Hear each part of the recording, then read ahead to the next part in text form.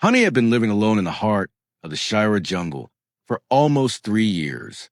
Once, he had been a city man, a nature photographer who believed the world could be captured through a lens. But when an accident took his family, he escaped into the wild, choosing silence over sympathy. In the jungle, time had no meaning. The air was heavy with damp leaves and the sweet rot of old trees. Every night, he sat by the flickering light of his oil lamp, listening to the soft rhythm of insects, the sighs of the forest, and the haunting peace that surrounded him, until one evening, he heard a sound that didn't belong. It was a faint meow, gentle but strange, echoing through the dense trees like it came from the ground itself.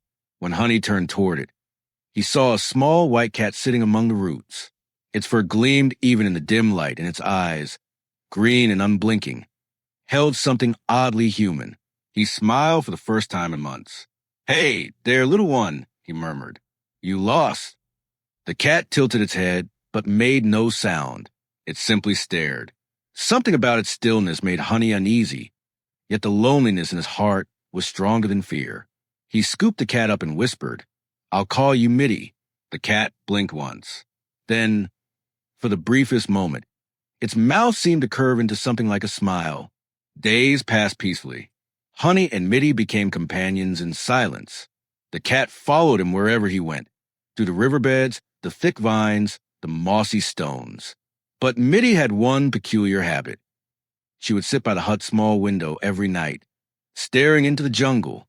She never moved, never blinked, just gazed into the endless darkness as if waiting for something or someone. One night, as Honey set his camera on the table, he chuckled. "You watching ghosts out there, Mitty?" The cat's ears twitched, and for a moment, Honey thought he heard a whisper, a soft voice that wasn't his. "Not ghosts," it said faintly, almost like a breath carried by the wind. "Watchers." Honey froze. He turned around sharply, but Mitty was still by the window, silent and calm. The jungle outside was still. He told himself it was his imagination. But that night, he dreamed of trees with eyes and shadows with smiles. Around midnight, Honey woke to the sound of purring. He felt a weight on his chest. When he opened his eyes, Mitty was sitting there, her face only inches from his. "Mitty, what's wrong?" he whispered. The cat's mouth opened slightly, and from it came a voice, low and cracked, like someone speaking through broken glass. "Don't look outside." Honey's heart pounded. He sat up, trembling. But when he blinked, the cat was gone. Only the sound of rain filled the night. He forced himself to breathe, to believe it was a dream, but deep down he knew it wasn't. The next morning, Mitty was waiting by the door. When Honey stepped outside, she began walking into the jungle, pausing every few steps to look back at him. Against his better judgment, he followed. The deeper they went, the darker it became. Sunlight barely reached the forest floor, and the air smelled of wet earth and decay. He noticed something strange, trees marked with shallow carvings, like faces twisted in silent screams. When they reached a small clearing, Mitty stopped. She pawed at a mound of dirt, meowing softly. Honey knelt down and brushed away the soil and froze. There, buried in the earth, was his old camera, the same one he had lost during his last expedition, the same trip where he had almost died. His hands trembled as he picked it up. Somehow it was still intact. He turned it on. There were photos inside, dozens of them. Each one was of him, sleeping, in his hut, on his bed. The photos were taken from the corner of the room. The last one was dated 5 minutes ago. Honey's breath caught. He turned toward Mitty.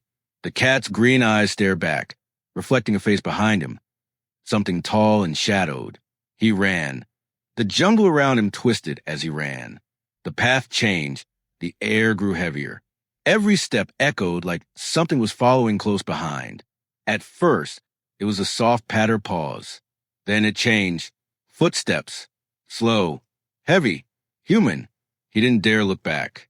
When he finally reached a familiar part of the forest, he turned and saw it. A tall, thin figure standing between the trees, its limbs too long, its face hidden in shadow.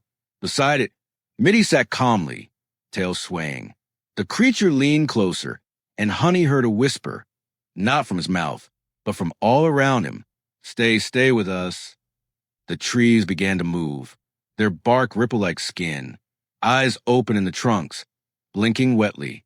From the branches hung shapes that looked like human faces, pale, stretched, and still. Mitty turned toward him, and her head rotated farther than any cat should. Her mouth opened wide, and inside was darkness, deep and endless. You shouldn't have followed me, she said, her voice layered with hundreds of whispers. Honey stumbled backward, screaming. He burst into his hut and slammed the door shut. The air inside was suffocating. His candles flickered violently as the walls began to creak and moan. Then the sound of dripping. At first, he thought it was rain, but the drops were thick and dark. They oozed from the ceiling, from the corners, from the very wood itself. The smell was metallic, like blood.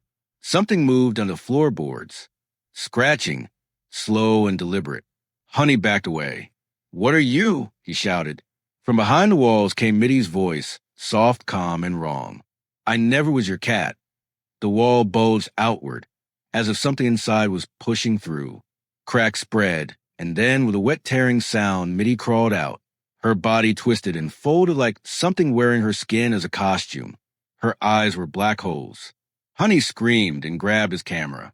The final flash. He raised it shakily, aimed at her, and pressed the shutter. A flash filled the room, and then silence. When morning came, hikers found the hut empty. The door was open. The floor was smeared with dark stains, but no body was ever found.